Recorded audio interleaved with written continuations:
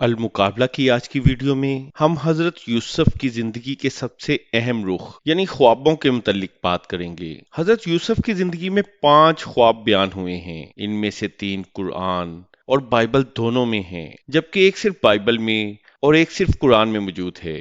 ہم نہ صرف ان خوابوں کے متعلق بات کریں گے بلکہ ان کے نتیجے اور اثرات بھی ساتھ ساتھ دیکھتے جائیں گے۔ تو آئیے ان 5 خوابوں کو ترتیب سے دیکھتے ہیں۔ تو پہلے 2 خواب وہ ہیں جو حضرت یوسف نے خود دیکھے تھے اور جنہوں نے ان کی زندگی کا رخ بدل دیا۔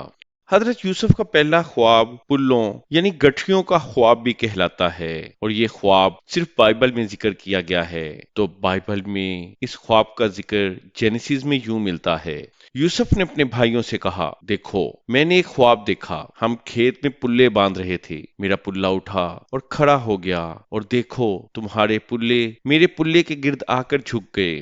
حضرت یوسف نے یہ خواب اپنے بچپن میں دیکھا تھا، اس لیے وہ اس کا مطلب نہیں سمجھ سکے، لیکن اس خواب کی تعبیر یوسف کے بھائیوں نے فوراً سمجھ لی کہ ایک دن وہ سب اس کے سامنے جھکیں گے، اور اسی وجہ سے ان کے حسد اور دشمنی بڑھ گئی اور انہوں نے یوسف کو کنویں میں پھینکنے کی سازش کی۔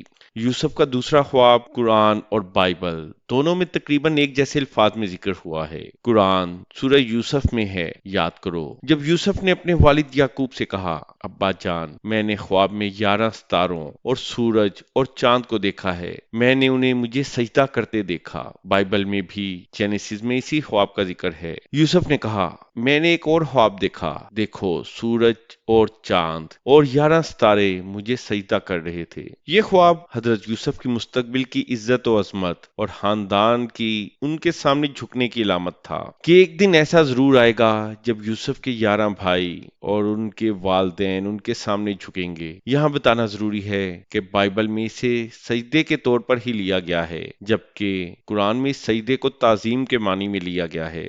حضرت یعقوب نے یہ خواب سن کر جان لیا تھا کہ ایک دن حضرت یوسف ان سب سے بلند درجے پر پہنچیں گے، اور اسی وجہ سے انہیں شک ہو چکا تھا کہ ان کے بھائی ان سے حسد کریں گے، اور اسی لیے انہوں نے حضرت یوسف کو یہ خواب کسی کو نہ بتانے کی تلقین کی اور اسے سب سے چھپا کر رکھنے کی نصیحت کی۔ لیکن یوسف نے کمسنی اور نادانی میں یہ بات اپنے بھائیوں کو بتا دی جو پہلے ہی ان سے حسد کرتے تھے، اور انہوں نے یوسف کے خلاف سازش کو عملی جامہ پہنا دیا۔ تو یہ 2 خواب تو وہ تھے جو حضرت یوسف نے اپنی کمسنی اور بچپن میں دیکھے، لیکن اس کے بعد کے 3 خواب اصل میں انہوں نے نہیں دیکھے۔ 2 خواب جب وہ قید خانے میں تھے تو ان کے ساتھ موجود 2 قیدیوں نے دیکھے، جبکہ تیسرا اور آخری خواب مصر کے بادشاہ نے دیکھا۔ تو اب چلتے ہیں تیسرے خواب کی طرف۔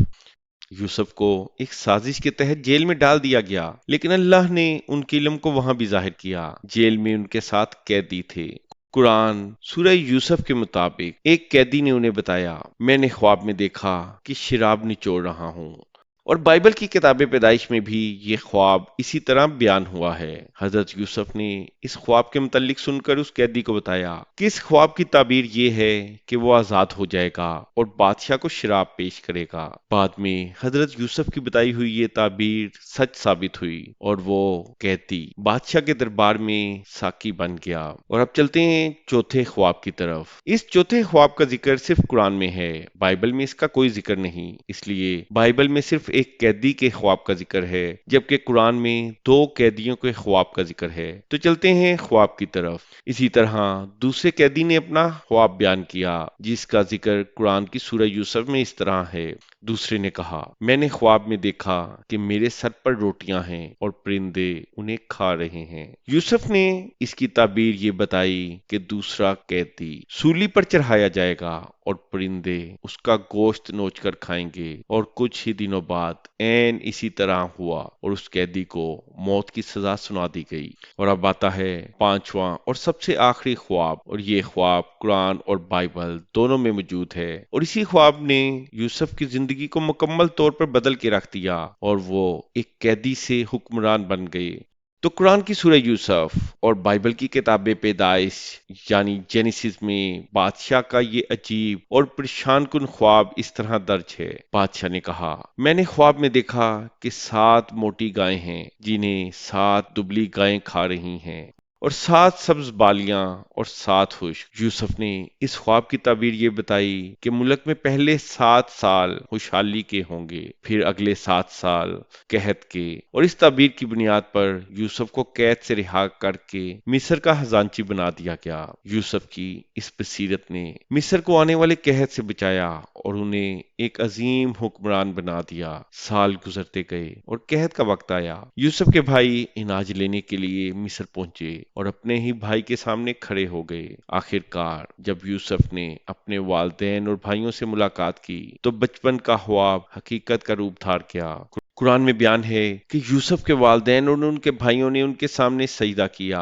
یہ دیکھ کر یوسف نے کہا، ابا جان، یہی ہے میرے اس خواب کی تعبیر جو میں نے بچپن میں دیکھی تھی۔ یہاں وہی 11 ستارے، سورج اور چاند حقیقت میں ان کے سامنے جھک گئے تھے، جس سے مراد ان کے 11 بھائی اور ان کے والدین تھے۔ تو یہ تھے وہ 5 خواب جنہوں نے یوسف کو ایک بچے کے روپ میں اپنے باپ سے الگ کر دیا، اور پھر آخرکار ایک طویل اور صبر آزما وقت کے بعد انہیں نہ صرف اپنے خاندان سے واپس ملوایا، بلکہ اس حیثیت میں ملوایا کہ جب وہ ایک طاقتور حکمران کا روپ دھار چکے تھے تو خواب دیکھتے رہیں، لیکن ان کے ساتھ انہیں حقیقت بنانے کے لیے اپنی محنت بھی جاری رکھیں، کیونکہ آخرکار خواب حقیقت بن ہی جاتے ہیں۔ کیا آپ نے بھی کبھی کوئی ایسا خواب دیکھا ہے جس کی تعبیر آپ کی زندگی پر اثر انداز ہوئی ہو؟